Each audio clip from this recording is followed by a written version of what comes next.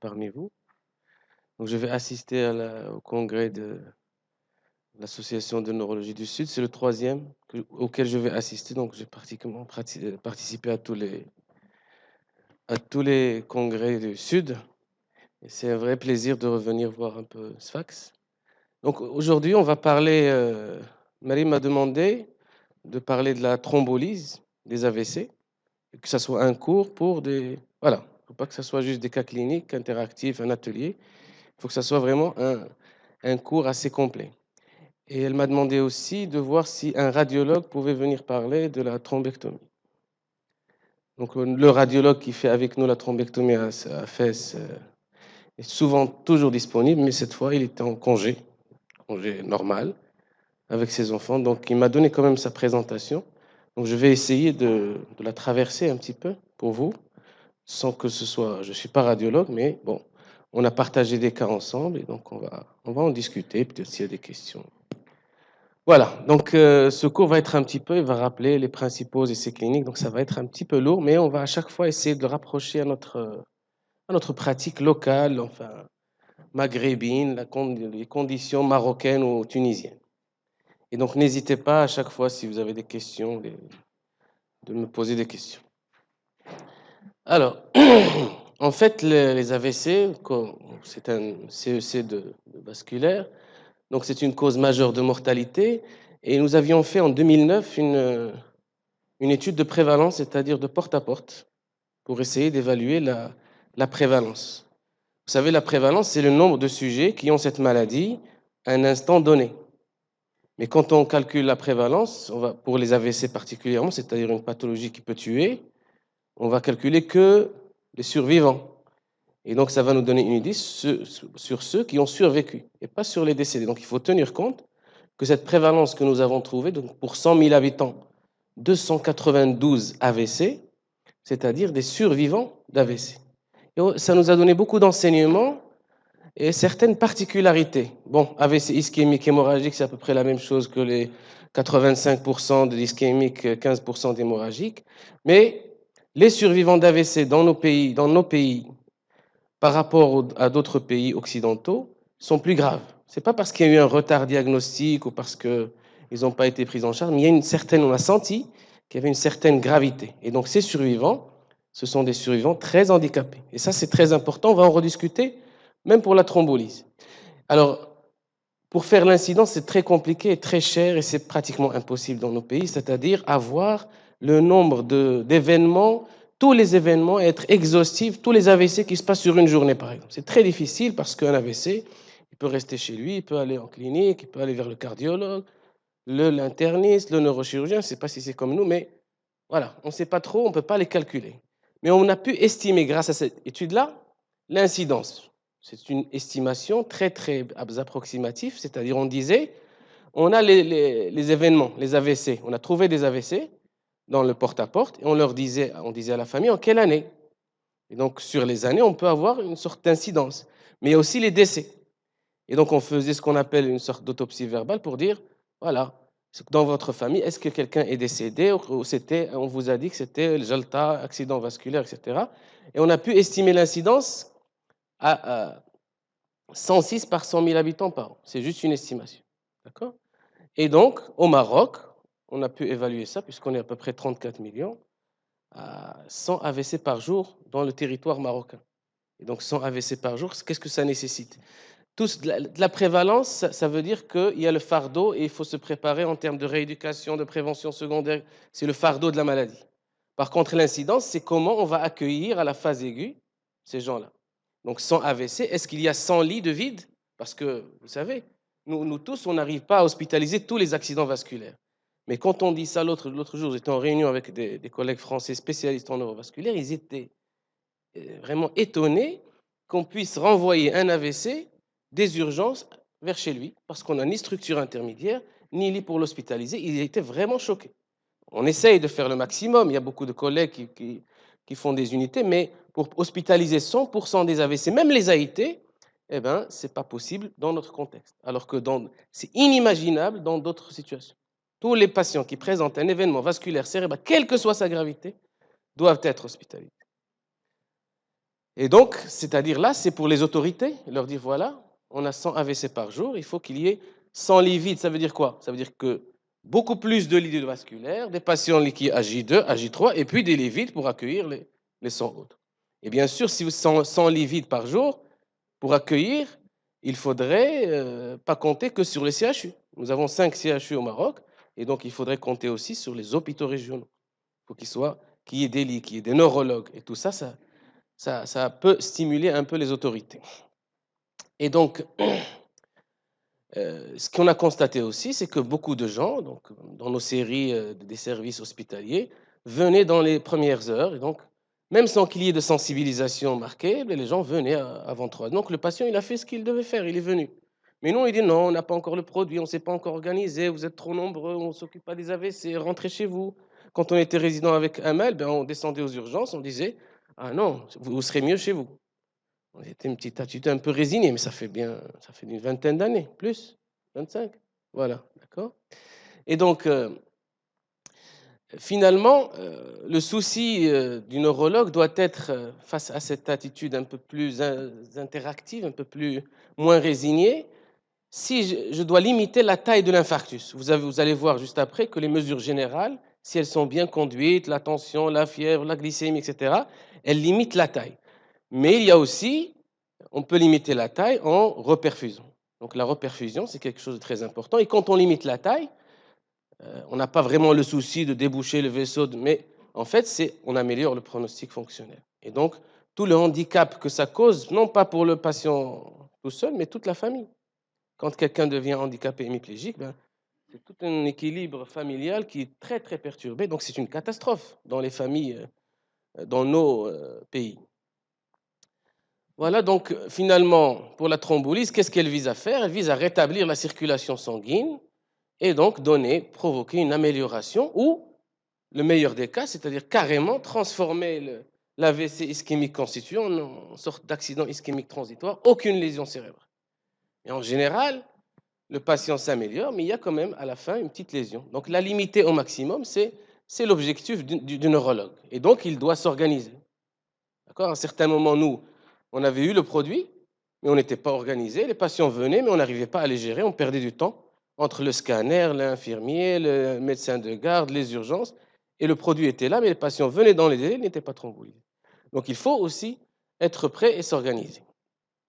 Donc vous savez tous qu'on évalue la gravité de l'AVC par le scoring IH, ça va être un élément de surveillance. Et puis, l'efficacité a été prouvée au fil des années, ces dernières années, par les différents essais cliniques, il y en a pas mal, et donc il y a pratiquement plus de 7000 patients utilisant différents produits. C'est ce qu'on va dérouler durant tout ce topo, parce que c'est important d'avoir un petit peu l'historique. Avant, c'était 3 heures, pourquoi c'est passé à 4h30, etc. Voilà. Donc, le résumé de ce qu'on va dire ce matin pour les essais cliniques, ça va être un peu une sorte de citation de listing, mais on est obligé de faire, c'est que fibrinolytique délivré dans les 3 heures, c'est des avantages nets, surtout pour les patients présentant un déficit potentiellement invalidant. Et ça, on va en rediscuter à la fin. Sur un cas clinique, vous allez voir que parmi les critères d'exclusion, on va en reparler plus tard, c'était l'amélioration du déficit. Eh bien, ce n'est pas toujours vrai, parce que parfois l'amélioration du déficit, c'est juste temporaire, le patient va se réaggraver plus tard. Si le vaisseau est encore bouché, on peut discuter une manœuvre de reperfusion, même pour les patients qui s'améliorent nettement sur le score NIH. Donc maintenant, le message qu'on a à passer, c'est que maintenant, on sait que c'est 4h30, mais entre 3h et 4h, c'est moins bien. Et donc, si comme nous, vous avez des patients qui ont un délai moyen de 3h30, on est dans cette fourchette-là. Et dans cette fourchette-là, le patient garde le bénéfice, statistiquement, avec l'essai clinique. Mais c'est moins bien. Ça ne veut pas dire que déjà à 1h, ben moi j'ai 3h30 devant moi, je suis à l'IA, je vais aller voir l'autre patient, je vais voir l'hydrocéphalie qui vient, la méningite, et puis je reviens vers mon patient. Donc plus on perd de temps, même si on a encore le temps, ben il faut faire très très vite parce qu'on perd du cerveau. Alors, maintenant, la discussion, et on avait fait un joli débat il y a 2 ans avec Mariam contre une controverse. Elle défendait l'IRM pour la thrombolyse et moi je défendais le scanner, le pauvre scanner. Et en fait, Mrim avait gagné parce qu'elle avait convaincu tout le monde que c'était l'IRM qui devait se faire et pas le scanner. Et par contre, la réalité, c'est encore dans nos pays, beaucoup de centres, surtout si, comme on a dit tout à l'heure, il faut que ce soit des hôpitaux régionaux, etc. Si on trouve au moins un scanner dans un hôpital régional, ben, il faut faire le scanner. Donc, il faut s'entraîner. Il y a des centres hospitalo-universitaires, je ne sais pas, à Sousse, je crois que c'est aussi avec le scanner, mais il y a des centres, par exemple, nous, au Maroc, il y a un centre à Oujda qui fait qu'avec l'IRM. Il a pu s'organiser dans le CHU d'Oujda à faire la thrombolyse avec l'IRM. Donc, il a tout. Il a le parenchyme, la diffusion, le vaisseau qui est bouché, et puis il est à l'aise. Mais la réalité, c'est qu'il faut que tous, on apprenne, si on veut thrombolyser, à thrombolyser avec le scanner. Mais quand l'IRM est là, ben c'est un confort supplémentaire. Mais ça ne sera pas, même dans les pays développés, il y a encore des centres qui font, le centre à Lyon par exemple, ils font avec le scanner. On a discuté. Donc, premier message, 3h, 4h30, c'est bien, mais plus on fait tôt, mieux c'est. Alors maintenant, je vais un peu parler des essais cliniques. Hein. Vous connaissez un peu les deux essais cliniques NINDS qui ont été publiés dans le New England en 1995, qui ont fait un essai randomisé, puisqu'à ce moment-là, il n'y avait pas de... Donc on pouvait faire contre placebo. Et donc, sur les deux études, il y avait 600 sujets à peu près. Et donc, la dose, c'était le RTPA, l'altéplase. Hein, et ça s'était donné à 0,9 mg par kilo, comme maintenant. Hein, contre placebo, eh ben, ça a montré que les patients avec peu ou pas de handicap, c'est l'objectif en fait. Quand on fait un essai clinique, qu'est-ce qu'on dit? Quel est le pourcentage de patients qui n'ont pas de déficit du tout, qui sont totalement indépendants? Si ce pourcentage est supérieur au placebo, ça veut dire que mon médicament est efficace. D'accord? Et donc l'objectif du neurologue, c'est que son patient récupère, il rentre chez lui, il reprend son travail, voilà. Et donc, ces essais ont montré qu'avec les patients avec peu ou pas de handicap, placebo, ça veut dire quoi placebo? Juste, il n'a pas eu de thrombolyse, mais il a eu toutes les mesures générales dont on va parler dans la matinée. Et donc, 38% s'améliorent sans thrombolyse. Ce n'est pas le cas chez nous parce que nous, on a des pourcentages un peu moins bons parce que, à mon avis, je ne sais pas en Tunisie, mais à mon avis, nos patients, quand ils arrivent aux urgences, ils sont plus graves. Nos scores NIH moyens à l'admission, quel que soit l'AVC, sont un peu plus graves que dans les pays développés. Et ça, on le remarque quand, par exemple, des résidents vont en France pour faire des stages en neurovasculaire. Je ne sais pas si vous avez constaté ça. Ils vont, ils font 6 mois, ils reviennent, ils disent, monsieur, ils ont des AVC beaucoup plus gentils. Hein, en Belgique, en France, on dit non. Nous, quand on a, c'est vraiment des scores au moins supérieurs à 12, 14, 15, et on le retrouve même dans nos séries. Bien. Donc, le concept de nombre nécessaire à traiter, c'est très important parce que ça, on l'imagine bien. Pour avoir une indépendance, quand je thrombolise un patient, il suffit d'en thromboliser 8 pour avoir une totale indépendance. J'en sauve un complètement. Les autres, ils ne meurent pas, je n'aggrave pas leur mortalité, mais pour avoir une totale indépendance, je dois traiter que 8. Par rapport à d'autres maladies, par exemple la cardio, etc., c'est beaucoup plus. Un nombre needed to treat, NNT, à 8, c'est génial pour une technique de reperfusion. Alors, ça, c'est pour l'indépendance. Pour la nette amélioration neurologique, c'est 3. Pour avoir une nette amélioration, c'est-à-dire que le patient peut garder une petite séquelle, mais quand même, par rapport au score NIH initial, il est nettement amélioré. Il faut traiter uniquement 3 patients. C'est bien. Donc, vous faites une semaine de garde, vous avez 3 thrombolyses, ben vous avez amélioré nettement un patient. C'est génial. Bien sûr, en respectant les critères qu'on va voir. Alors, la crainte du neurologue, c'est quoi? C'est l'hémorragie. Surtout quand il thrombolise avec un scanner. Parce que le risque hémorragique, on l'apprécie beaucoup mieux. C'est pour ça que Mrim avait gagné la controverse. Parce que les gens craignaient l'hémorragie. Ils disaient, là, moi, je veux voir, est-ce qu'il y a des microblisses, est-ce que les lésions étaient tendues, etc. Et donc, les hémorragies cérébrales. Mais ça, il faut la nuancer un petit peu. Il faut parler d'hémorragie cérébrale symptomatique.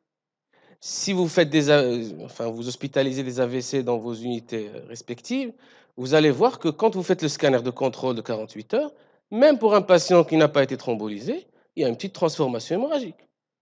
Mais par contre, le patient, lui, soit il commence à s'améliorer, soit il ne s'aggrave pas. Donc il n'y a pas cette transformation hémorragique, on va dire quelque part physiologique, c'est la thrombolyse physiologique qui a eu lieu à 24 heures, à 36 heures. Le sang revient dans le parenchyme est nécrosé, ça devient un petit peu blanc, mais ça n'a aucune répercussion. Ce qui nous dérangerait, nous, après une thrombolyse, c'est que le patient aggrave son score et que l'hématome ou l'hémorragie ou la transformation est symptomatique, c'est-à-dire qu'il y a des éléments du score INIH qui se sont aggravés. C'est pour ça qu'on dit après chaque thrombolyse, vous surveillez le score INIH et à la moindre réaggravation, au moindre signe d'hypertension intracrânienne, il faut faire un scanner immédiatement pour voir si ce n'est pas un hématome intra-infarctus, et là, ça devient très grave. D'accord? Et c'est un petit peu ce qui fait un peu freiner pas mal de monde pour la thrombolyse, surtout quand ils n'ont pas l'IA. Bien. Donc, après ces essais NINDS, il y a eu les essais européens, ECAS 1, ECAS 2, etc. Alors, ECAS 2, ce n'était pas 3 heures, c'était 6 heures. Et je me rappelle, moi, j'étais à Besançon, et Besançon avait participé. Et à 6 heures, ils ont eu pas mal de casses un peu. Ils ont gardé un très mauvais souvenir de cet essai clinique parce qu'il y a eu beaucoup d'hématomes. Surtout, après, quand ils ont réétudié par sous-groupe de délai, etc., ils ont vu qu'au-delà de 4h30, c'était pas très très bien et que les gens saignaient beaucoup. Et donc, ces essais cliniques, en les étudiant comme ça globalement, on a constaté que déjà à 3 heures, c'était bien. Donc, il fallait donner l'accord à ce produit pour qu'il soit commercialisé et utilisé au Canada, etc., en Europe. Et puis, bon, les essais cliniques, vous savez que c'est très rigoureux. Il y a les critères et il y a l'investigateur principal qui vient vérifier et tout ça. Donc, c'est vraiment clean. Est-ce qu'en pratique courante, dans les centres, maintenant que le produit a été commercialisé, est-ce que la réalité, la vie de tous les jours, dans les services, est-ce qu'il y a un bénéfice? Et ça, c'est l'avantage, et ça, c'est ce que je vous conseillerais de faire tous. En Tunisie, en Algérie, ils le font déjà. C'est-à-dire de rentrer les données dans un registre international. Rentrer les données dans un registre international.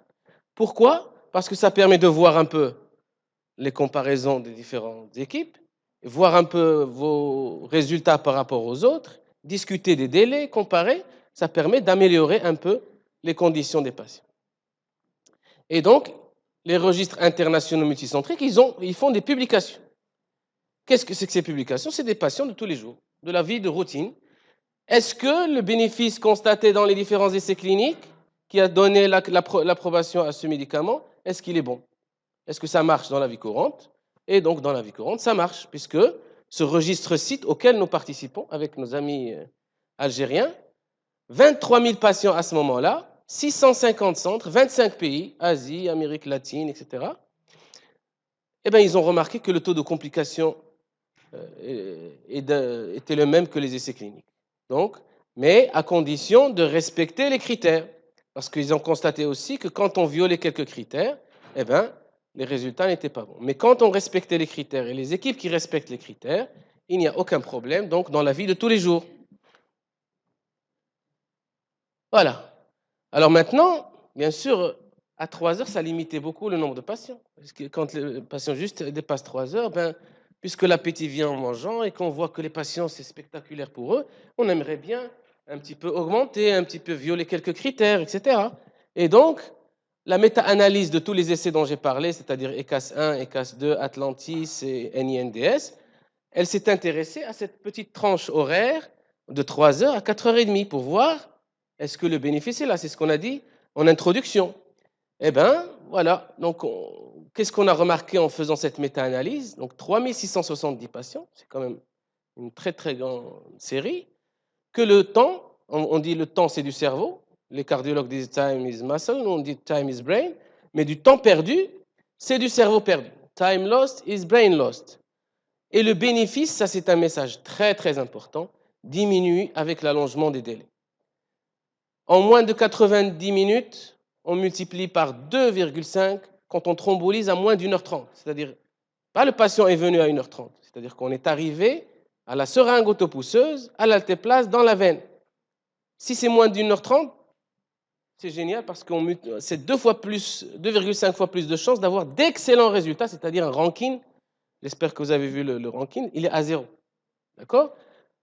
Entre 1h30, 90 minutes et 3 heures, on multiplie, voilà, c'est déjà un petit peu moins bien. On est toujours dans la fourchette, etc., mais c'est moins bien. Mais ils ont remarqué aussi que le résultat, entre 3 heures et 4h30, ce n'était pas encore validé. La méta-analyse a montré qu'entre 3 heures, il y avait encore le bénéfice. C'était toujours moins bien que moins de 90 minutes, moins bien que 3 heures, mais ces patients-là, il ne faudrait pas les priver. D'accord? Et donc, on s'était dit, ça serait intéressant de faire un autre essai clinique où on mettrait des gens qui viennent au-delà de 3 heures et moins de 4h30, leur donner soit du placebo, soit l'actilyse, l'altéplase, et voir un essai clinique multicentrique pour pouvoir donner la validation et augmenter le nombre de patients qui profitent de cette technique et qui améliorent le pronostic et qui réduisent le degré de handicap par la suite. Et donc, elle a pu calculer aussi un peu le délai pour essayer, ça donne des images aux médecins. Plus on perd 10 minutes, le bénéfice perdu pour 1% des patients. Donc, toutes les 10 minutes perdues, c'est 1% de patients qui ne gagnent plus rien à être thrombolisés et peut-être même gagnent un peu le risque de transformation hémorragique. Qu'en est-il de la mortalité dans ces méta-analyses? Quand vous thrombolisez le patient à moins d'1h30, parce que malgré tout ça, l'AVC, c'est quelque chose de grave et de mortel, très souvent. Et donc, on réduit de 22%. Sur 100 patients, 22 vont pas décéder et vont avoir une amélioration quand on thrombolise à 1h30. Ensuite, la mortalité va augmenter à 13%. Et regardez, dans la fourchette, par exemple, pour nous, qui avons un peu des patients qui arrivent un peu dans les délais, notre moyenne, c'est 3h29, exactement. Quand le patient fait son déficit et qu'il arrive pour avoir la seringue, c'est 3h30. C'est pas bien, parce qu'on est un peu dans cette situation. Mais malgré tout, ça n'empêche pas que ça reste bénéfique. Et donc, même si la mortalité augmente un petit peu, le bénéfice est toujours là. Et donc, ça continue à... Par contre, dès qu'on dépasse 4h30, là, ça devient plus grave et la mortalité augmente.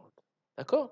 Donc, cette méta-analyse a poussé à faire l'étude qu'on appelle ECAS-3 et qui a donné cette permission. Par exemple, s'il n'y avait pas eu cette étude et cette méta-analyse, peut-être qu'on serait toujours à 3 heures.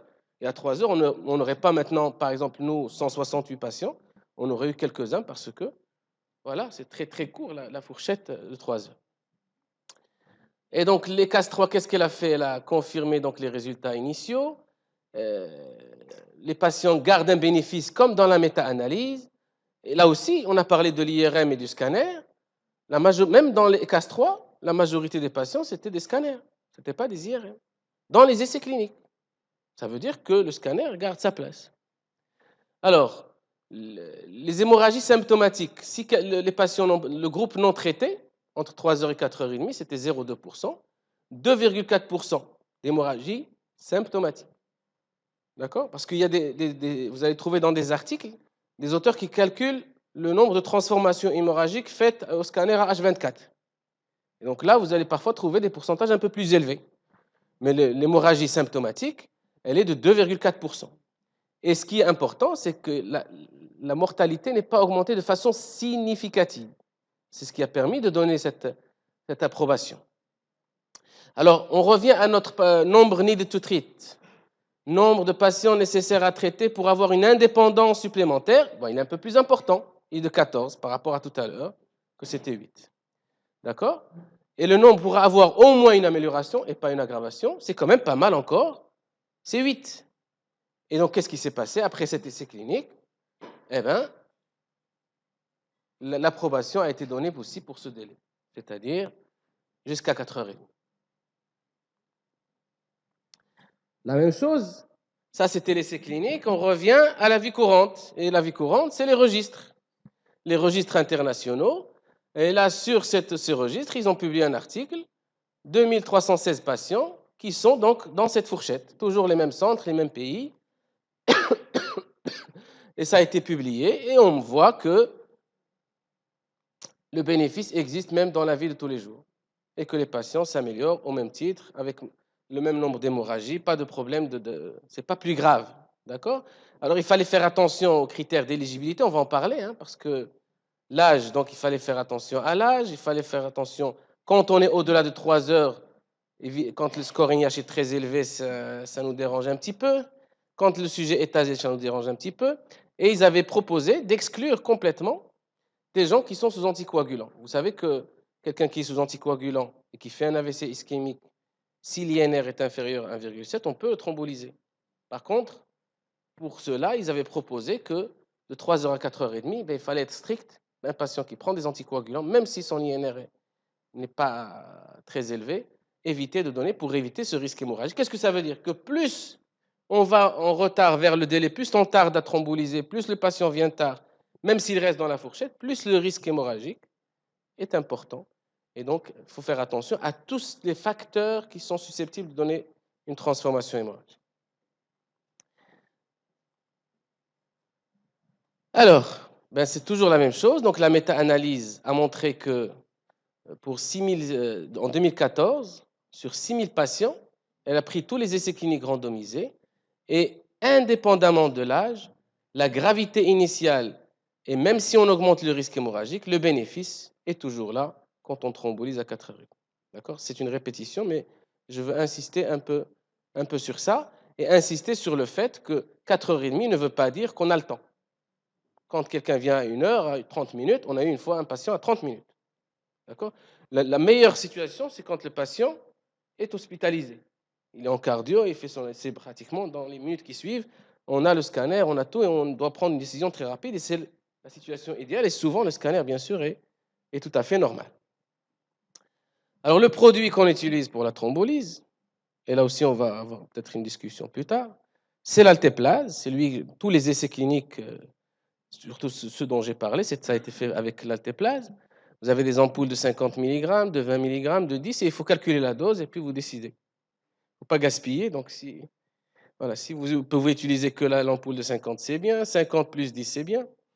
Alors, après, il y a des ruptures de stock. Parfois, on est obligé d'utiliser 2 ampoules de 50 parce qu'on n'a plus d'ampoules de 20 et de 10, etc. Mais en tout cas, le protocole, c'est de dire ça. Quand le patient dépasse 100 kg, on va mettre 90 mg.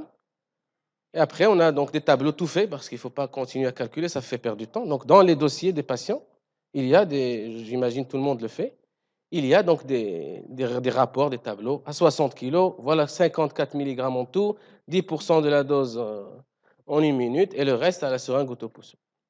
D'accord? Ça, c'est le protocole habituel. Et donc, c'est ce qu'il faut prescrire. Alors, c'est des ampoules, en fait, pour chaque dose, il y a la poudre et il y a le liquide. Et la poudre est sous vide. Donc, et vous avez un truc qui branche les deux. Il ne faut pas faire l'inverse. Il ne faut pas mettre piquer d'abord la poudre parce que ça va vider le vide, ça va sortir et ne pourra plus aspirer après le liquide. Donc, il faut mettre d'abord dans le liquide et puis vers la poudre. Comme ça aspire. Comme ça se mélange bien. Et donc, ce qui est sous vide, c'est la poudre. Donc voilà, maintenant, ça c'est une discussion je pense que ça va venir très très vite. C'est les autres produits qu'on peut utiliser. Hein. Alors pour ne rien vous cacher, nous on a eu un problème de rupture de stock pendant 5 mois d'Actilyse.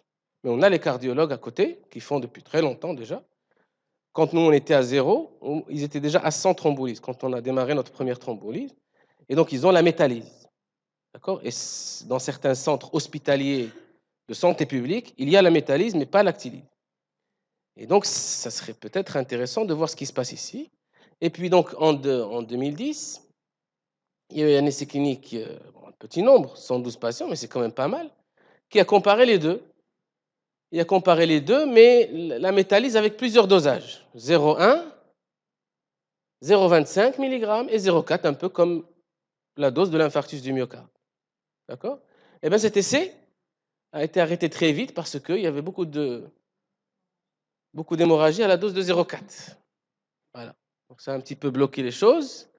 Mais il y a l'équipe de Smadja il y a un monsieur qui est très bien et qui est venu plusieurs fois au Maroc et donc ils font quoi? Ils font ce qu'on appelle la double thrombolyse, c'est-à-dire quand il y a une occlusion sylvienne proximale. Et c'est très fréquent. Quand vous voyez la sylvienne blanche, dense, dans sa première portion, c'est souvent un AVC grave et que si le thrombus est assez long, ça ne va pas répondre à l'actilyse. Et donc, il a proposé, quand les gens ont déjà eu le RTPA, avec la dose qu'il faut et qui ne se sont pas améliorés, d'ajouter 0,1 mg kilo. Il nous a montré des cas vécus avec le vaisseau et tout, et on voyait très bien que cette technique de double thrombolyse améliorait les patients et au moins donner une recanalisation très importante et améliorer. Bon, c'était une petite série, hein, avec un petit peu plus d'hémorragie quand même, il ne faut pas le nier, mais c'était quand même une piste. Alors, dans son article, il a parlé de synergie entre les deux, etc. Vous verrez qu'on lui a prouvé par un cas clinique que nous avons vécu que ce n'était pas tout à fait la synergie. On va voir ça. En fait, après, il y a eu, en 2012, un autre essai clinique qui, lui, a évité la dose qui fâche, 0,4, et il a fait 0,1 et 0,25, et avec un délai de 6 heures. C'était petit groupe, 25 patients, et donc il a remarqué, comme ses résultats, que 0,25 faisait mieux que 0,1, donc 0,1 donc, a abandonné.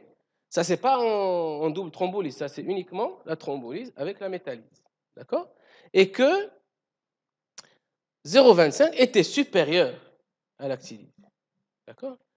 Donc, pour ce qui est de la supériorité pour l'évolution neurologique et moins de transformation hémorragique. Ça reste intéressant. Ce n'est pas quelque chose qui est... Au moins, la métallyse n'est pas à contre-indiquer quand on n'a que ça. Imaginez, vous êtes dans une clinique ou dans une structure, vous savez interpréter le scanner, vous savez évaluer votre patient, il est dans les délais, il n'a aucune contre-indication et il n'y a pas d'actilyse, mais il y a la métallyse. Il faut pas se priver. C'est ce qu'on a fait pendant pratiquement 5 mois. On n'a fait que la métallyse parce qu'on n'avait pas l'actilyse. Je vais en parler plus tard. Et donc, moins de risque hémorragique. Après, il y a eu l'étude ATTEST en 2015. La même chose. 0,25 contre 0,9 d'actilyse. Eh bien, il n'y a pas de différence clinique ou radiologique. Pas plus de transformation. Donc, c'est bien. Pas de significatif. Ça veut dire que la métallyse peut être une alternative. D'accord? Et le dernier, publié en 2017, Nortes, étude scandinave, regardez, 60, ranking 0,1, c'est l'objectif de tous les cliniciens, eh bien 64% pour métallyse, et là c'est quand même un nombre important, ce n'est pas 25, hein, c'est 1000 patients, 500 d'un côté, 500 de l'autre, et donc profil d'efficacité et de sécurité similaire. Intéressant. Et en plus, il y a une différence. Il y a une différence, c'est que ça ne se passe pas en 1 heure. Ça se passe en 1 minute. On fait l'injection et puis ça y est. S'il va saigner, il va saigner. Il n'y a pas arrêté la perfusion, surveiller pendant 1 heure, c'est 1 minute. Ce qui est fait est fait. D'accord? Et parfois, quand on a des choses qui suivent derrière, c'est-à-dire par exemple, si vous avez une thrombectomie, vous ne savez pas, une sylvienne proximale bouchée, vous êtes sûr que ça ne va pas marcher, on aimerait bien ne pas mettre la perfusion et attendre 1 heure pour voir, ouais, etc. Par contre, là, on fait une perfusion et on passe le patient à l'artério et à l'angioscan et on voit ce qui se passe. Donc, c'est plus rapide. Et maintenant que le produit est revenu à Fès, les résidents ne veulent plus mettre l'actilyse parce qu'ils trouvent que ce n'est pas pratique. Surtout quand on a une thrombectomie qui va suivre derrière. Voilà qu'on va présenter au JNLF 2018. Qu'est-ce qu'on a fait? Après qu'on ait thrombolysé par la métallyse durant cette période de rupture de stock 30 patients, on a pris 30 patients d'avant qui étaient sous actilyse, bien sûr matchés en fonction du score NIH, âge, score NIH, et on a pris 30 patients identiques à ce groupe de patients métallisés, entre guillemets, pour pouvoir comparer. On n'a pas trouvé de différence. Et bien sûr, on essaye là de démarrer ce qu'on appelle une étude prospective institutionnelle pour que ça soit un peu plus, que ça pousse dans le même sens un peu, mais ça serait prouvé que la métallyse par rapport à l'actilyse est efficace dans une population maghrébine, marocaine, etc. On voulait faire 30 de chaque côté et c'est très facile à faire. C'est pas comme, par exemple, ceux qui veulent faire comparer les AOD et les AVK dans les thromboses veineuses, il faut que ça soit multicentrique parce qu'il n'y a pas beaucoup de cas, etc. Mais là, c'est très rapide. Donc, sur 6 mois, on aura quand même déjà une idée. Et donc, nous aussi, on a confirmé chez notre population que la métallyse était aussi efficace. Maintenant, je dois reprendre avec mes résidents pour dire, donc, si vous avez vu les guidelines de 2018, ça, c'est rentré.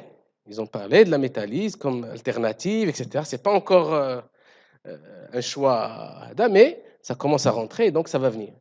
D'accord?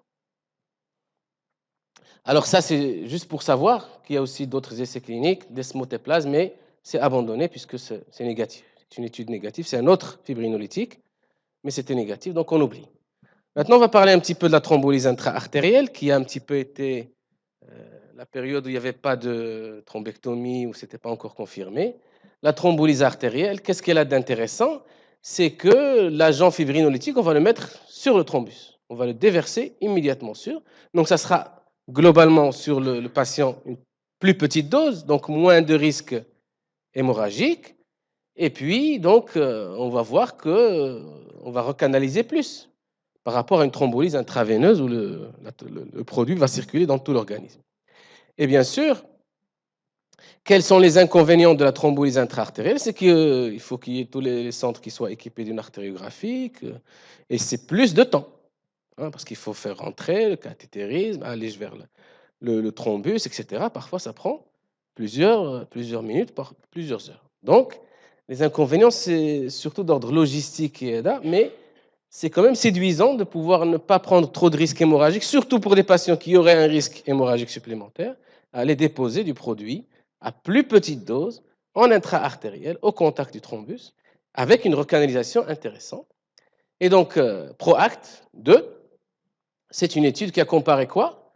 Des patients, soit qui ont, ça a été fait avec l'urokinase, et donc en intra-artériel, plus héparine en intraveineux, ça c'est le groupe traité, on va dire, et l'autre groupe, héparine seule. D'accord? Et donc, taux de recanalisation beaucoup plus élevé pour le groupe qui a eu la thrombolyse intra-artérielle, les résultats fonctionnels sont meilleurs, les hémorragies symptomatiques plus importantes, c'est normal, hein, même si ce n'est pas très, très grave. Le taux de mortalité est équivalent, il n'y a pas eu plus de morts. Voilà, c'est très intéressant aussi. Mais ça n'a pas quand même suffi pour avoir l'autorisation que ce soit une technique qui, voilà. FDA, l'agence européenne, n'a pas donné l'autorisation. Il y a eu par la suite d'autres essais cliniques qui se rapprochent. Ce sont les résultats de la thrombolyse intra-artérielle. Donc un centre qui n'a pas la possibilité de faire une thrombectomie, qui a la possibilité, la facilité d'avoir un radiologue sur place 24 heures sur 24, il peut faire la thrombolyse intra-artérielle, ça peut avoir de bons résultats. Alors, il y a eu aussi une autre étude, MED, c'est à peu près la même chose. La méta-analyse de ces études a permis d'avoir, pour l'European Stroke Organization et l'AHA, de donner donc l'accord et dire que dans les 6 heures, et aussi les 6 heures, la thrombolyse intra-artérielle, c'est plus un délai de 3 heures ou 4 heures et demie. On a un peu plus de délai, un peu comme la thrombectomie. Quand nous, on reçoit un patient maintenant à plus de 4 heures et demie, on se dit, c'est vrai, il n'a plus de chance pour être thrombolisé, mais on peut voir la thrombectomie mécanique. C'est un peu ça. On augmente un petit peu aussi le délai avec cette thrombectomie, en sachant qu'il faut arriver à l'artère bouchée pour la déboucher, soit par du produit, soit par un stent. Il faut arriver à cette artère. Et bien, ça demande du temps. Parce que parfois, les artères, ils n'arrivent pas à rentrer, etc. C'est parfois compliqué. L'objectif du radiologue, c'est d'y arriver après 1 heure. S'il n'y arrive pas après 1 heure, c'est que voilà, le pronostic n'est pas bon. Il ne sera pas bon. Et donc, s'il y a une contre-indication à la thrombolyse intraveineuse, ça c'était en 2007, la thrombolyse intra-artérielle peut être proposée. Maintenant, il y a aussi la thrombolyse combinée. Tout ça, c'est la période avant que la thrombectomie mécanique soit validée. Donc, beaucoup d'équipes ont commencé à faire la thrombolyse intraveineuse. Et si ça ne marche pas, on va vers la thrombolyse intra-artérielle. Et c'était positif aussi. Donc, c'est les protocoles, donc patients de moins de 80 ans, ayant au moins un score NIH supérieur à 10. Pourquoi supérieur à 10? Plus, si on voulait poser la question entre score NIH et caractère proximal ou distal du thrombus. Plus le score NIH est élevé, plus le thrombus est proximal. Donc, plus il est accessible. Si c'est un thrombus très, très distal, le radiologue ne pourra pas y arriver. C'est la même chose pour la thrombolyse intra-artérielle, comme pour la thrombectomie mécanique. D'accord? Et donc, puisque j'ai dit tout à l'heure que nos AVC sont plus graves, ça veut dire qu'ils sont plus proximaux. Et donc, si vous voulez, on a plus besoin, nous, de thrombectomie mécanique parce qu'on est défavorisé dès le départ. La thrombolie ne va pas marcher pour nos AVC qui sont avec des occlusions proximales. D'accord? Ça va? Ah, sens que les gens s'endorment un peu. Non? Ça va? Très bien. Et donc, la thrombolyse combinée, d'abord intraveineuse, puis intra-artérielle, a montré que le taux de recanalisation était plus important. Alors, ce qui dérangeait un petit peu, c'est que, en termes de rankine à 3 mois, et c'est ce qui est important en fait pour nous, c'est pas je vois le vaisseau est débouché, que l'artériole est jolie, on compare les deux artérioles, non, il faut que le patient s'améliore. Et pas immédiatement, il faut voir ça à 3 mois. Et on évalue une unité neurovasculaire, on évalue une technique de reperfusion par le rankine à 3 mois, pas par la beauté de l'image. Comment les patients sont après 3 mois de leur AVC. Très important. Bien. Voilà, on a fini avec les essais cliniques. Ouf, c'était long. Maintenant, on va parler de choses que vous connaissez, je pense. Donc, les critères d'inclusion. Alors, les critères d'inclusion, vous voyez, donc, au-delà de 18 ans, là aussi, c'est un critère. Je ne sais pas si vous recevez un patient de 17 ans et 363 jours, et qui, dans les délais, qui a un bon scanner, même 15 ans, voilà, c'est un critère. Pourquoi on dit 18 ans? Parce que dans les essais cliniques, ils n'ont pas inclus les enfants. Et donc, mais après, beaucoup d'équipes ont thrombolysé des enfants, etc., de 15 ans, et que ça marche bien et que ça donne à peu près les mêmes résultats que chez l'adulte. Donc, possibilité d'administrer dans les 4h30. Hein. Alors, chaque équipe, et ça, on va le voir maintenant que ça commence un peu à s'homogénéiser dans toutes les équipes à travers le Maghreb, chaque équipe a son délai intra-hospitalier. Qu'est-ce que c'est que le délai intra-hospitalier?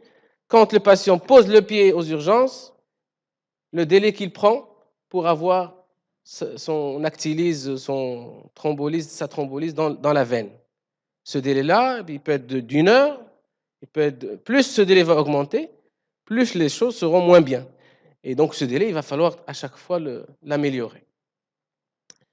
Bien sûr, le consentement de la famille, scanner vu par un neurologue ou par un radiologue. Bien, et ça, c'est les critères d'exclusion. Oh, ça s'est caché un peu. Ce sont des critères où il n'y a pas de discussion. Hein. Il y a des critères où on peut se permettre. Ça, c'est un feu rouge, si vous voulez, et ça, c'est un feu orange. Et donc, beaucoup de ces critères sont un petit peu violés chaque jour par tout le monde, etc. Alors, déficit neurologique mineur ou amélioration rapide des symptômes. Un patient qui arrive avec un score INH à 15, d'accord? Et puis il passe à 9. Qu'est-ce que vous faites? Allez, dites-moi. Scanner, il est bon, il n'a pas d'autres contre-indications. 15 au départ, vous l'avez vu aux urgences, là le service pour être thrombolysé. Après 1 heure, il est à 9. Il a gagné 6 points. Pas de thrombolyse, il s'améliore. Critère d'exclusion. Alors comment vous faites? Tu thrombolises quand même? À partir de quel score INH tu thrombolises plus? 4? Avec une occlusion. Ça, c'est quelque chose de très important. C'est-à-dire, un AVC qui s'améliore peut s'améliorer que grâce à ses collatérales. On va voir ce concept avec la présentation du radiologue, moi. Et on va voir que les collatérales, c'est quelque chose de très important. Et à la limite, si le patient a un score INH à 0, c'est-à-dire qu'il a fait un AIT et qu'il y a une occlusion proximale, qu'est-ce que vous feriez? Une occlusion proximale ou une occlusion visible? Thrombolyse ou thrombectomie ou rien du tout? Il n'a plus rien, mais il a toujours un vaisseau bouché. Thrombolyse. Donc on va commencer à... Donc qu'est-ce que ça veut dire pour nous, neurologues, quand quelqu'un s'améliore? On ne sait pas s'il a débouché son artère ou il est là juste pour ses collatérales. Qu'est-ce que ça veut dire pour nous? Très important. Que le scanner tout seul ne suffit plus. Il faut demander l'angioscanner. Ou alors, avoir une imagerie parenchyme IRM pour que Mariam ne se... Hein, et l'angio MR pour voir le vaisseau bouché. Quel que soit le degré de l'AVC, du score NIH, il faut voir le parenchyme et le vaisseau. Ça, c'est un concept qu'on a appris, nous, avec l'arrivée dans notre centre, et que les radiologues ont commencé à nous accepter parce qu'ils ont fait avec nous la thrombectomie. Le vaisseau est très important à voir. Bien, le score NIH, vous avez vu, vous avez déjà fait. Donc, c'est très facile à faire, ça prend 5 minutes. Et il faut le refaire. Vous avez dit qu'on fait l'évaluation initiale avant de thromboliser. Je ne sais pas comment les gens s'organisent. le résident le refait, l'assistant le refait, et avant de prendre la décision, il faut avoir un score. Est-ce que ça s'est aggravé? Est-ce que ça s'est amélioré? Est-ce qu'il s'est nettement amélioré? Est-ce qu'on a le vaisseau? D'accord? Et donc ça, je pense que je vais passer. Maintenant, évaluation clinique, on a dit que c'était d'abord les critères d'inclusion, d'exclusion, l'interrogatoire, etc. Mais aussi le scanner, si on thrombolise avec le scanner. Assous, c'est avec le scanner? Parfois IRM pour les AVC du réveil, c'est un peu comme nous. Oui. Surtout scanner. Regardez le problème du scanner avec le critère, je ne sais pas si je l'ai montré tout à l'heure. Voilà, ce critère-là qui disait le scanner, voilà le critère d'exclusion. Le scanner ou l'IRM montre des signes étendus d'ischémie, atténuation de densité, effet de masse supérieur au tiers du volume de l'artère cérébrale moyenne. Je mets deux neurologues, deux neuroradiologues, tout le monde devant le même scanner, un il va dire c'est un tiers, l'autre moins d'un tiers, donc il y a des discordances. Et bien c'est ce qu'ils ont démontré ici. Regardez, ça c'est le tableau, j'avais déjà montré la première fois. Ici c'est le territoire avec le score aspect. Et ça c'est la concordance entre deux médecins. Plus ça arrive à 1, plus la concordance est identique. Si moi et M. Ben Hamoud, on dit la même chose, on est à 100% de concordance. D'accord? Donc, ils ont pris beaucoup de neurologues, de neuroradiologues, etc. Alors ça, c'est quand on leur demande d'estimer à l'œil nu, sur des coupes successives, le volume. Eh bien, ils disent, oui, 61%, ça veut dire que 40% ne sont pas d'accord. Deux neurologues. 52 neuroradiologues, la moitié des neuroradiologues ne sont pas d'accord avec eux-mêmes pour l'estimation d'un tiers du volume de la sylvienne. D'accord? Par contre, quand on propose, regardez les scores, comment ils s'améliorent, le taux de concordance entre praticiens, quelle que soit leur spécialité, résident, strocologue, etc., le taux de concordance s'améliore. Donc, il faut, si on va thromboliser avec le scanner, il faut apprendre à faire le score aspect. Et on apprend à faire le score aspect en voyant des centaines, des centaines et des centaines de scanners à J1, à G2, à la phase aiguë, etc. Donc voici les territoires. Donc vous avez 3 territoires corticaux en bas sur la coupe qui passe par les noyaux gris et 3 territoires corticaux en haut. À chaque fois que c'est atténué, qu'on voit plus ce ruban cortical, qu'on voit plus le triangle du noyau lenticulaire, qu'on voit plus le noyau codé en comparant avec l'autre côté, qu'il est juste atténué. C'est juste une petite différence. Ce n'est pas l'hypodensité. Parce que l'hypodensité, ça serait un peu trop tard. D'accord? Et donc, si on veut représenter les territoires comme ça, donc si j'ai de l'hypodensité, l'hypoatténuation ici, 1 point, 2 points, 3 points, etc. Et donc, on a M1, M2, M3, M3, M4, M5, M6 et noyau codé, noyau lenticulaire, capsule. D'accord? 10 points. Donc, le score, quelqu'un qui a un scanner normal a un score aspect à 10. D'accord? Et on sait que si on veut thromboliser, être à l'aise, il faut que notre score aspect soit supérieur strictement à 7. Alors souvent, on a 7, donc mais moins de 7, c'est vraiment pas de bon pronostic, l'évolution. Et ça a été vu en revoyant des scanners des patients qui ont été thrombolisés. D'accord? Et donc là, on va travailler un petit peu. Moi, j'ai fini. Allez, score aspect de ce patient. Quel est le côté de l'hémiplégie de ce patient? C'est loin, c'est flou, c'est très flou. On va zoomer un peu. Allez. Alors, première chose, ne voyez pas cette colonne parce que l'imprimante du cliché il y avait un artefact. Et c'était là où il fallait voir parce que ça, c'est la vie de tous les jours. Souvent, on a des soucis comme ça. La qualité du scanner, le plan de coupe. Alors, ne voyez pas cette colonne et dites-moi, au moins en voyant ces deux colonnes-là, de quel côté est l'hémiplégie? Droite, pourquoi? Gauche? Que c'est. Voilà. On voit qu'il y a un petit vaisseau qui est blanc ici? Ça, c'est quoi ce petit point blanc? C'est la terminaison carotidienne. Et là, c'est la sylvienne. Donc, elle est un peu blanche. Hein, ça, c'est le thrombus. Hein, c'est la belle artère. Et puis maintenant, si on voulait faire le score aspect, alors vous allez me dire, je n'ai pas les coupes plus hautes, on va les voir. Mais donnez-moi, sur cette coupe-là, est-ce que c'est zoomé? Voilà. Quel est votre score aspect?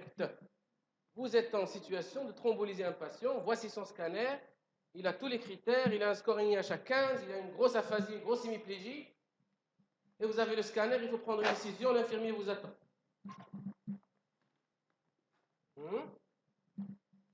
Calculez votre score tranquillement.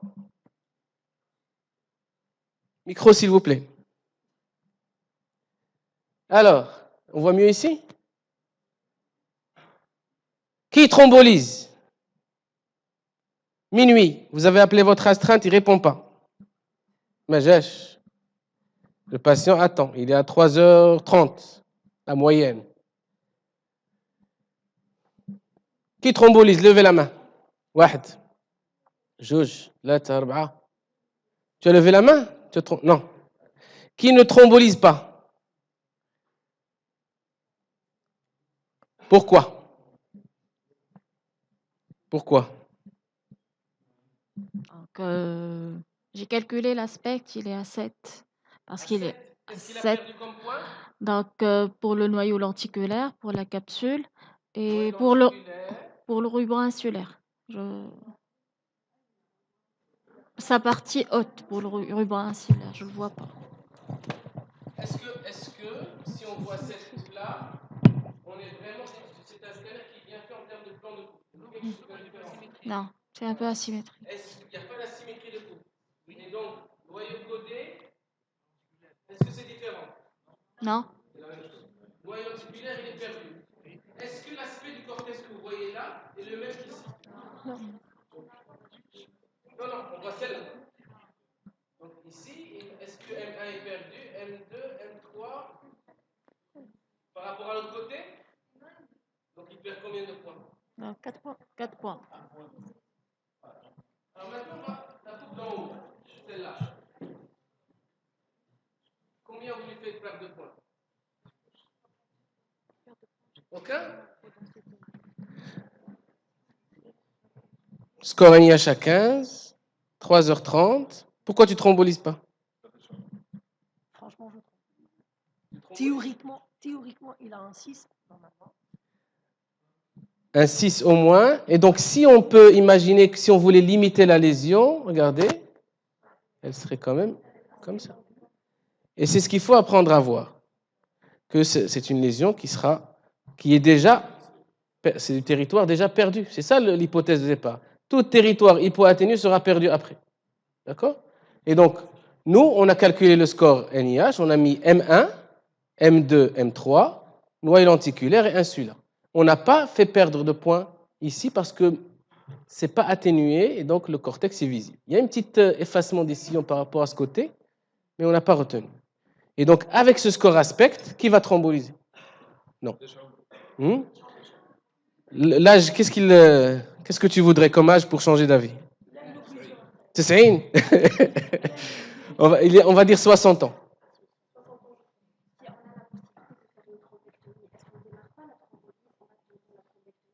Alors, si on a un score aspect qui contre-indique la thrombolyse et qu'on veut proposer une thrombectomie, il ne faut pas faire une thrombolyse avant. Parce qu'on a contre-indiqué la thrombolyse, parce qu'on a estimé que le parenchyme perdu était à risque hémorragique important, et donc on va faire une thrombectomie seule. D'accord? Alors, voilà. Mais est-ce qu'on n'a pas vu tout à l'heure que ça, c'était pas un thrombus un peu proximal? Oui. Donc, moi, je serais d'accord pour... Alors, thrombectomie, c'est à partir de quel score aspect? À partir de quel score aspect? C'est trop tard pour la thrombectomie aussi. Nous, on s'est mis d'accord avec les radiologues à Fès que ça serait 5. Moins de 5, on ne touche plus. Même la thrombectomie, même s'il est dans les délais, même s'il est à moins de 6 heures. D'accord? Vous voyez que la décision n'est pas difficile et que même avec le score aspect, si on n'est pas bien entraîné, notre concordance n'est pas bonne. Donc, il faut s'entraîner, voir et revoir les scanners. Other case, exercice numéro 2. De quel côté l'hémiplégie? La même chose. Un cas standard. Score NIH un peu plus élevé, à 18. Qu'est-ce que vous faites? Vous ne voyez pas? Je rapproche, voilà. 90 avec ce scanner? Moi, je ne ferai pas. Ça peut marcher, mais vous prendriez des risques par rapport au score aspect qui montre. Par rapport à 90 سنة, s'il a à vivre, qu'il le vive bien. Mais qu'est-ce que vous diriez? Je ne suis pas sûr que tout le monde soit d'accord. Avec l'accord de la famille. Avec l'accord de la famille, dire voilà, soit je vais le sauver un petit peu, Soit il partira dans de bonnes conditions. il faut avoir ça sur Maaf. Peut-être que des gens garderaient ça sur la conscience un peu longtemps, dire voilà, j'ai provoqué une hémorragie à un patient. Qui voulait dire quelque chose? Il y avait quelqu'un qui levait la main? Non? D'accord. Donc voilà un autre cas. Quel côté l'hémiplégie? Oui? Quel que soit l'âge du patient, quel que soit le facteur étiologique de l'occlusion proximale, s'il a un score aspect qui est assez élevé, on ne le thrombolise pas. Non. Assez bas, pardon. Assez bas. Assez bas Il a perdu plus. Oui. Parce qu'on suppose, et ça vous allez le vérifier à chaque fois que vous faites le scanner de H24, quand vous faites le scanner de H24 ou de H48, ça dépend des équipes, mettez-les en face. Parce que ça vous apprend à voir l'atténuation d'avant. Et finalement, avec l'expérience, il n'y a jamais de scanner normal à faire. Il y a souvent une petite hypoatténuation. Les radiologues, il n'y a pas de radiologue. Les radiologues disent que c'est normal, mais c'est jamais normal. Il y a toujours quelque chose. D'accord? Donc l'atténuation, il faut apprendre à la voir en évaluant les niveaux de gris et s'entraîner. D'accord? Donc, autrement dit, la taille de l'AVC, c'est une contre-indication absolue à une thrombolyse. Comme a dit Ibn Ammo, ça fait partie, le volume global de la lésion supposée déjà perdue est un critère de contre-indication relative. Mais nous, on a vécu ça. C'est-à-dire qu'on a, sur les 168 patients, on a eu une cinquantaine de patients qu'on a thrombolysés avec juste le tiers du volume. On ne faisait pas encore le score aspect. Et on a eu beaucoup de soucis. D'ailleurs, le premier exemple que j'ai donné, cette patiente, on l'a thrombolysée. Elle ne s'est pas améliorée du tout. Je pourrais vous montrer après son scanner de contrôle. Elle n'a pas saigné, mais la lésion reproduisait exactement ce qu'on voyait. Donc on n'a rien gagné à la thrombolyser parce que le parenchyme est déjà perdu et on prend juste un petit risque hémorragique supplémentaire. Tu vois? Alors ici, hop, j'ai montré. Est-ce qu'on voit bien? De quel côté l'hémiplégie? À droite. On essaie d'imaginer le tableau clinique. Hémiplégie droite, aphasie, très très lourd et tout ça. Score INH à 15, 18. Alors, score aspect. Noyau lenticulaire. Perdu. Noyau codé. Regardez le noyau codé. Il est atténué. Mais c'est juste atténué. Ça prend un peu la densité de la substance blanche. Donc, 2 points déjà perdus. Un celui-là. M1. Un celui-là. M2. Est-ce qu'on peut imaginer que la lésion sera comme ça? Quasiment une hypodensité. Donc, c'est un patient qui est arrivé dans les délais. Et donc, ça aussi, c'est un concept dont on va parler. C'est que parfois, les patients, pour un H2, 2 patients à H2, un n'aura aucun signe et l'autre aura déjà perdu tout. Et il ne suffit pas que le patient arrive dans les délais pour le thromboliser, même s'il n'a pas d'hémorragie. S'il a déjà perdu son parenchyme, ce n'est pas la peine. Donc, on peut discuter la thrombectomie si le score n'est pas très bas. D'accord?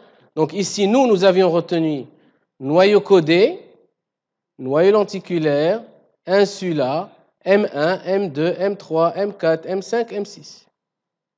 Donc, quel est son score? 1. Qui thrombolise? C'est Ibn Ammo. 95 ans. Voilà.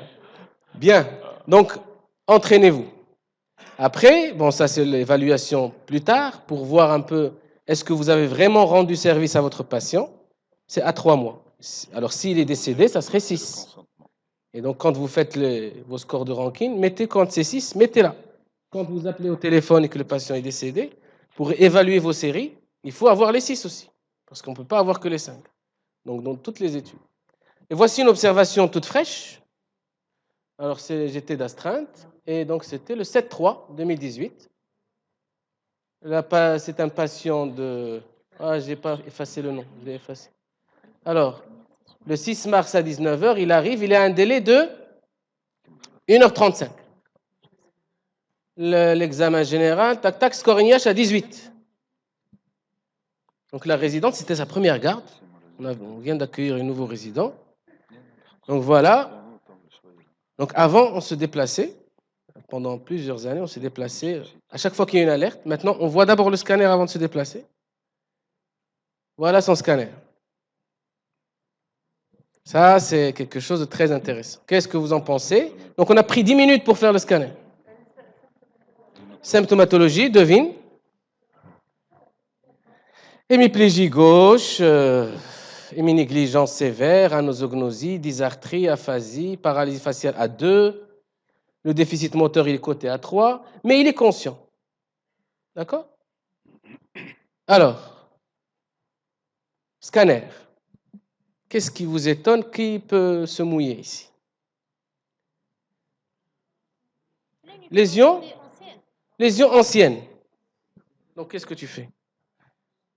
Lésion, qu'est-ce que tu supposes? Le patient, il est à 1h35, il vient de faire son... C'est pas, il y a... Je vais dire. Lésion ancienne, quelle est son ancienneté? Semi-récente. Oui. Bon, elle est... Le problème, c'est que même pour évaluer comment on évalue une lésion ancienne par rapport à une lésion récente? C'est la rétraction, la dilatation. Mais si on suppose qu'il y a une autre lésion récente qui n'est pas encore visible, elle va donner un effet de masse. Et donc, la seule chose, c'est le degré de densité. Si elle est très, très hypodense, on va dire que c'est une lésion ancienne. On réinterroge le patient, il n'a jamais fait de déficit, lui. Donc, c'était asymptomatique. Il est en ACFA. IRM, l'IRM la nuit, c'est interdit. Donc, on a l'IRM le jour et il faut vraiment que ce soit un AVC du réveil. Ils nous font les AVC du réveil. On a eu des cas très, très intéressants. Par contre, là, qu'est-ce que vous ferez? Donc, on a supposé que cette lésion était ancienne. Maintenant, est-ce que vous voyez d'autres lésions? Une hypodensité ici. Il y a une vraie leucoencéphalopathie grade 3, assez sévère. Ça aussi, par expérience, c'est souvent ces patients qui saignent. On avait fait une petite étude en gradant les leucoencéphalopathies chez les patients qui ont fait une transformation hémorragique. Ceux qui ont le grade 3 saignent plus après une thrombolyse. Donc, ce n'est pas un critère d'exclusion, mais voilà, ça n'encourage pas trop quand il y a d'autres soucis, glycémie, etc. Bien. Donc là, on s'est dit, ça c'est une lésion ancienne asymptomatique. Quelles sont les hypothèses? Soit qu'il a peut-être crisé sur cette lésion et qu'il est en déficit post-critique, pourquoi pas? Ou alors qu'il a étendu sa lésion parce qu'il a une carotide malade et que la première fois c'était un peu hémodynamique et là il a tout bouché. Maintenant, pour prouver qu'il a fait un nouvel événement vasculaire et qu'il y a un parenchyme qui souffre, qu'on pourrait sauver, il faut voir des signes précoces. Est-ce qu'il y en a? Oui. Qui les voit? Les sillons du cortex sont totalement effacés à droite avec une dédifférenciation grise blanche. Elle est où? Très bien. Je vais agrandir un peu. Voilà. Qu'est-ce que vous en pensez? Quels sont si on voulait faire le score aspect, déjà. Est-ce que ça, c'est du cortex? Qui est une cortex? Non, là, imaginez qu'on prend une gomme spéciale cortex, qui ne gomme que le cortex. Eh bien, on ne voit pas, qu'on n'identifie pas. Regardez le petit ruban là qu'on voit. J'aurais dû agrandir un peu plus. Là, c'est totalement effacé. Et donc, si on regarde pendant 1 heure le truc, on va commencer à voir qu'il y a une hypoatténuation dans un territoire s'il vient beaucoup plus étendu que la lésion ancienne. Et que ce n'est pas un déficit post-critique et que le patient fait vraiment un nouvel accident vasculaire. D'accord? Alors, je ne sais pas si on avait l'artère. Non, je ne crois pas. La déviation de la tête et des yeux aussi. Hein. Voilà. Donc, qu'est-ce qu'on fait? Aspect. Qu'est-ce que tu en penses? Est-ce que quelqu'un thromboliserait ce patient? Lésion ancienne, nouvelle lésion très étendue, score INH très élevé, haut risque hémorragique. Il a perdu plus que 5 points. D'accord? Peut-être que, en fonction de l'âge, comme disait Ibn Ammo, il faudrait peut-être maintenant commencer à voir le risque. Il a 69 ans, pardon. Le risque, c'est quoi? C'est l'œdème, l'AVC s'il vient malin. Et c'est à ce moment-là qu'il faut proposer l'hémicraniectomie et pas après la midriase. Et malheureusement, ça, on a encore de grosses difficultés. Voici son scanner de contrôle. Et donc, ce qu'il faut faire pour s'entraîner, c'est de voir, si on veut faire le score aspect, déjà. Est-ce que quelqu'un thromboliserait ce patient? Lésion ancienne, nouvelle lésion très étendue, score INH très élevé, haut risque hémorragique. Il a perdu plus que 5 points. D'accord? Peut-être que, en fonction de l'âge, comme disait Ibn Ammo, il faudrait peut-être maintenant commencer à voir le risque. Il a 69 ans, pardon. Le risque, c'est quoi? C'est l'œdème, l'AVC s'il vient malin. Et c'est à ce moment-là qu'il faut proposer l'hémicraniectomie et pas après la midriase. Et malheureusement, ça, on a encore de grosses difficultés. Voici son scanner de contrôle. Et donc, ce qu'il faut faire pour s'entraîner, c'est de voir ça en face, comme ça. H24, H1h45. Et commencez à imaginer que là, c'était déjà hypodense, il n'y avait plus le cortex comme ici. Donc ça, c'est la lésion ancienne, mais tout ça, c'est de l'hypodense. Donc comparez, mettez face à face les coupes et regardez pendant 1h30. Comme ça va rentrer dans les niveaux de gris, c'est de l'apprentissage. D'accord? Bien. Un autre 4 heures. J'ai dépassé le temps? Non? Dépassé, mais continuez. Bon. Ça, alors maintenant, il faut bien être bien vigilant. Allez.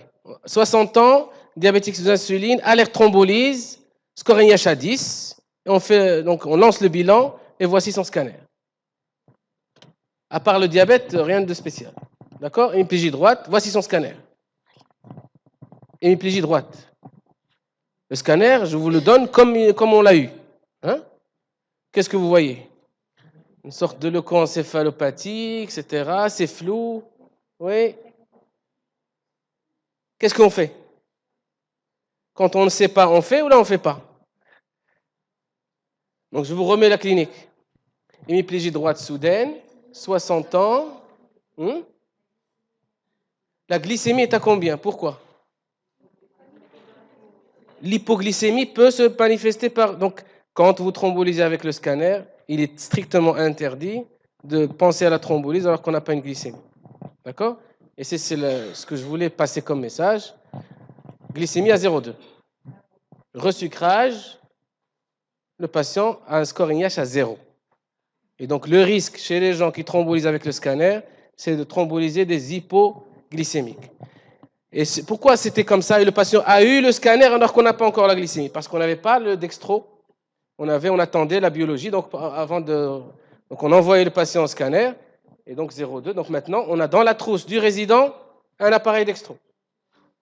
Et à chaque fois qu'il n'y a pas de bandelette, il faut renouveler. Et donc, les AVC, les choses qui miment un AVC, c'est les hypoglycémies. Et là, on a eu quand même, sur un certain nombre d'années, beaucoup de cas qui ont déclenché des alertes et qui étaient des hypoglycémies. Regardez sur les hypoglycémies qui se manifestent par un AVC. 1h05, 2h40, 3h05, 1h05, tout cela, à part celui-là, ça a déclenché une alerte et c'était des hémiplégies. D'accord? Droite ou gauche. Les scores NIH étaient plus ou moins élevés. Et donc, après, quand le scanner, bien sûr, était normal, le nôtre était comme celui-là, le concéphalopathie. Donc, attention à l'hypoglycémie. D'accord? Parce que si vous faites le scanner et vous n'avez pas la glycémie, vous allez dire, ben, l'aspect est bon, je thrombolyse. Et il ne va pas s'améliorer. Alors, deuxième cas avant de finir avec la thrombolyse. Femme de 33 ans, pas d'antécédents. Son père est mort d'un AVC il y a 15 jours. Qu'est-ce que tu as dit? Ya Latif. Qu'est-ce que tu as dit? H. Ou là, maladie génétique héréditaire vasculaire. Bon, alerte thrombolyse déclenchée, 13-9, hémiplégie droite. Le résident, il disait au téléphone, je ne sais pas, il a une déviation de la bouche, mais c'est bizarre. Donc je retiens la paralysie, mais elle me paraît bizarre. Je vais vous la montrer. Dysarthrie, mais pas d'aphasie, score NIH à 10, d'après le résident. Voici le scanner.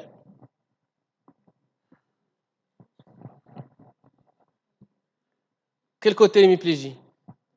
Droite. Est-ce que vous voyez des signes précoces? Donc, quand le scanner est normal, le moindre artefact nous paraît comme une atténuation. Hein? Là aussi, il faut connaître tous les artefacts et tous les habitudes des techniciens, les plans de coupe, etc. Voilà, l'examen clinique avant. C'est pour ça que souvent, il faut qu'il y ait un deuxième examen de contrôle. Et c'est ce que vous demandez? Un autre examen? Ou alors on thrombolyse? Naad. Alors, voici sa paralysie faciale. Donc, elle a un déficit de ce côté. Bizarre. Une paralysie faciale où juste la lèvre inférieure et pas le bon côté. Ça dérange un peu. Déficit à droite. Hein? Les yeux fermés, assez bien fermés. Bon. Et regardez le déficit.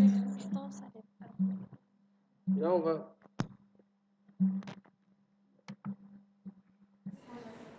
on laisse tomber. Ça, c'est le côté supposé paralysé. Alors, c'est la variabilité de la chute. Parfois ça chute, parfois c'est lourd, parfois c'est pas lourd. Il essaie de... Voilà, parfois ça tient. Regardez, hop, ça a tenu quelques secondes, et puis c'est chuté. Bon, c'est toujours pas ça, hein, c'est pas très... Merci. Alors, on va voir l'autre séquence. La main paralysée. On la laisse tomber sur le visage. Qu'est-ce qu'elle fait? Hop, elle est vite, on réessaye. Il ne faut pas tenir par le poignet, il faut tenir par le bras et laisser tomber sur le visage. Bien, donc ça ne chute pas sur le visage, c'est bizarre. Après, les genoux, on laisse tomber. Le gauche, il reste parce que soi-disant, il n'est pas paralysé. L'autre, on essaie de le tenir. Ça chute, mais la chute est différente que tout à l'heure. Donc il y a une discordance, c'est un petit peu atypique. Voilà, pas de pleurs. Et ça aussi c'est important, la flexion des genoux pour voir si les adducteurs, et là il n'y a pas de chute. Normalement un homme paralysé très lourd, qu'est-ce qu'il fait? Une rotation externe, il chute et puis il se... Et il y a la manœuvre de Hoover. Ça aussi c'est intéressant à faire. Oups. Qu'est-ce qui se passe ici?